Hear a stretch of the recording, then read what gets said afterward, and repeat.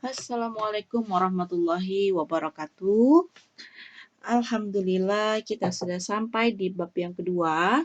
Untuk anak-anak ibu semua, kita hari ini akan belajar mengenai berkelana di dunia imajinasi. Sebelum kita memulai, tentu kamu masih ingat apa yang ibu sampaikan pada minggu yang lalu. Kamu sudah membuat peta konsep mengenai puisi rakyat yang ada di buku paket kamu. Dan kamu sudah menunjukkan kreativitas kamu dan kamu pastinya sudah membaca sedikit mengenai puisi rakyat. Nah, anak-anak ibu semuanya ada sebuah kata-kata semangat bahwa kita sebagai manusia yang namanya ilmu pengetahuan itu pastilah berguna untuk kamu di masa yang akan datang. Nah, ilmu pengetahuan itu tidak hanya ilmu dalam hal mengetahui bidang-bidang studi, tetapi juga ilmu untuk membuat perilaku kamu menjadi anak yang baik, menjadi anak yang beradab, menjadi anak yang berakhlak mulia. Baik anak-anak ibu semuanya, maka untuk itu kita mulai saja. Tujuan pembelajaran kita pada hari ini adalah menyelami dan menyimak keindahan kata-kata dalam puisi dan cerita fantasi tentang sosok-sosok pemberani. Jadi nanti selain ada puisi, juga ada cerita fantasi. Mempelajari dan mendiskusikan elemen. Elemen itu apa? Bagian-bagian dan gaya bahasa dalam puisi dan cerita fantasi pastinya agar dapat tersampaikan dengan baik dan menarik. Baik, nah mungkin ini adalah hasil kerja kamu, salah satu teman kamu yang mana dia sudah baik sekali dalam membuat peta konsep. Nah, di dalam peta konsep yang teman kamu buat ini, di sini ada mengenal dan mengidentifikasi unsur puisi rakyat. Nah, puisi rakyat ini adalah sastra lisan berupa puisi terikat yang berkembang pada masyarakat tradisional. Nah, puisi rakyat ini umumnya bersifat anonim. Apa itu anonim? Nama pengarangnya tidak diketahui. Puisi rakyat terikat aturan seperti jumlah katanya dalam baris, jumlah baris dalam bait, dan juga pengulangan kata yang bisa terdapat di awal ataupun di akhir atau yang disebut dengan sajak ya atau rima. Nah, kamu perhatikan di sini buku kamu itu ada 3 puisi rakyat yang dijabarkan, yaitu gurindam, pantun, dan mantra. Nah, kemudian apa itu gurindam? Gurindam ini polanya adalah AA, di mana setiap bait itu terdiri atas 2 baris atau larik. Nah, setiap baris terdiri dari 8 sampai 14 suku kata.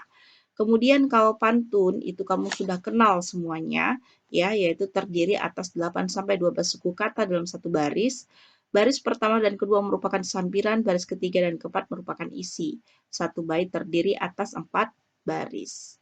Nah, kemudian mantra itu apa? Kok ada yang baru di sini ya?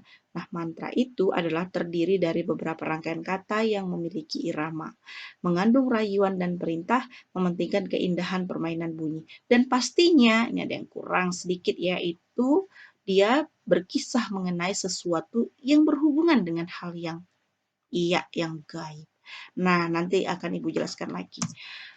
Nah, kita perhatikan di sini mengenal dan mengidentifikasi unsur cerita rakyat. Ada 3 cerita rakyat yang akan kamu identifikasi. Kalau yang ini hanya untuk dibaca saja. Nah, yang ini yang mau diidentifikasi. Berakit-rakit ke hulu, berenang-renang ke tepian, bersakit-sakit dahulu, bersenang-senang kemudian. Kurang pikir, kurang siasat, tentu dirimu kelak tersesat. Kalau mulut tajam dan kasar, boleh ditimpa bahaya besar. Assalamualaikum anak cucu hantu pemburu yang diam di riba sekampung, yang duduk di ceruh banir, yang bersandar di pinang burung, yang berteduh di bawah tukas. Oke, nah ini kamu diminta sebetulnya untuk mengidentifikasi ya. Identifikasi itu artinya meneliti di mana, apa, bagaimana, mengapa, kemudian di sini di dalam pantun ini barangkali ini termasuk jenis pantun atau gurindam atau mantra atau syair. Kamu diminta untuk meneliti ini apa, dan ini apa. Nah, kemudian apa buktinya kalau ini pantun? Oh, terdiri dari sajaknya apa. Nah, ini kita lihat hasil identifikasi dari puisi ini. Puisi yang pertama itu jumlah baitnya 1, betul. puisi yang kedua 1, puisi yang ketiga 1. Jumlah baris dalam setiap bait, ya, jumlah bait dalam setiap bait. Nah, yang ini, ya, puisi pertama 4, puisi kedua 4, puisi 3 4. Betul kan? Nah, 1, 2, 3, 4. Nah, betul. Ini 4, ini 4. Oke. Nah, kemudian jumlah suku katanya. Kalau yang di puisi pertama teridentifikasi 8 sampai 9. Puisi kedua 8 sampai 10. Puisi ketiga 12 sampai 16. Nah, kalau dari identifikasi ini, maka kita ketahui bahwa pola rimanya ABAB, AABB, dan ABAA. Coba kita perhatikan yang ini ABAB ya, yang ini AA, ini B. Oke, sama ya. Nah, ini berarti pas identifikasinya. Ini yang puisi kedua AABB. AABB, pas. Puisi ketiga ABAB. Puisi ketiga ABAB. A, B, A, B. Nah, ini tidak dimasukkan ya. Nah, oke. Sekarang jenis puisinya apa? Nah, ini ada yang salah yang ketiga ya. Yang ketiga ini harusnya yang duduk di ceruh bandir, ini ada yang salah. Ini kita hilangkan saja. Oke, ini dihilangkan saja supaya tidak bingung. Nah, jadi kalau dengan demikian, ya, yang pertama ini sudah pastilah pantun kalau dari ciri-cirinya. Yang kedua itu dari ciri-cirinya ini, maka disebut dengan iya gurindam. Kemudian yang ketiga, iya syair. Nah, syair ini yang kamu mungkin sudah pernah dengar ya di SD. Nah, tapi mungkin kamu masih agak-agak lupa. Oke, kita lihat ya.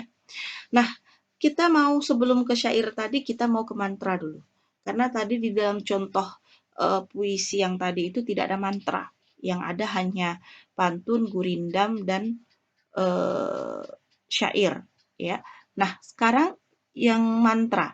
Nah, yang mantra ini contohnya seperti apa? Nah, ini dia.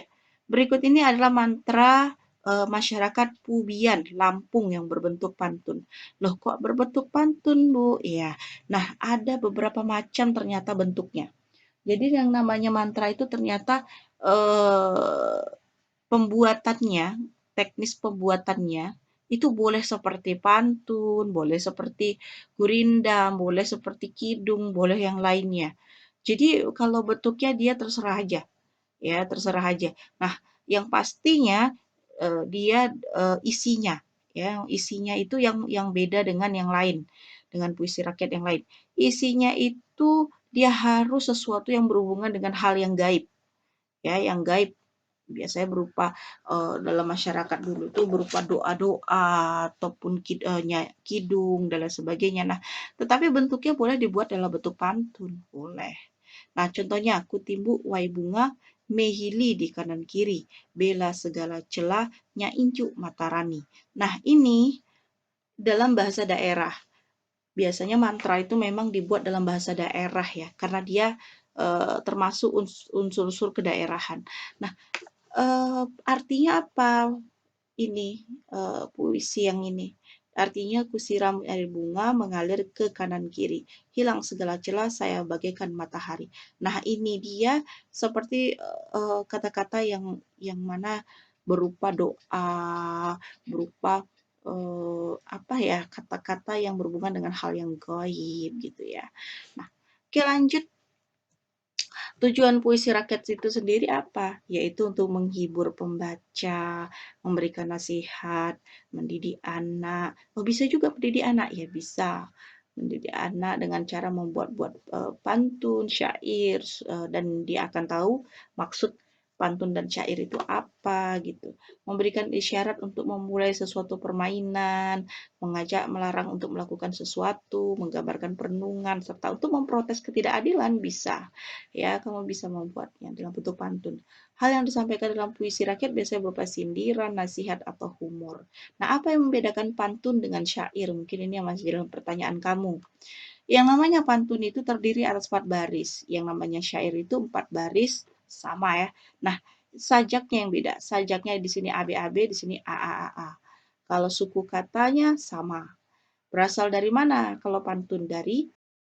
Oke, sekali lagi berasal dari mana kalau syair? Dari Arab, kalau pantun dari Indonesia. Nah, pantun mempunyai sampiran dan isi, sementara syair tidak mempunyai sampiran. Nah, itu dia perbedaan antara pantun dan juga syair. Kemudian, kamu tetap bersemangat ya pastinya, eh, yang mungkin kamu tetap menjaga kesehatan ya Nak ya, karena dalam kondisi yang serba tidak pasti ini kita harus tetap sehat dan semangat. Nah, sekarang mungkin kamu memiliki pertanyaan gitu ya, memiliki pertanyaan yang belum kamu pahami atau memiliki pertanyaan yang mungkin kamu rasanya kok pengen cari tahu gitu kan, cuman kamu kesulitan dalam mencari tahu dan kamu bisa tanya dengan Ibu di kolom komentar YouTube. Oke, sekian dan terima kasih. Assalamualaikum warahmatullahi wabarakatuh.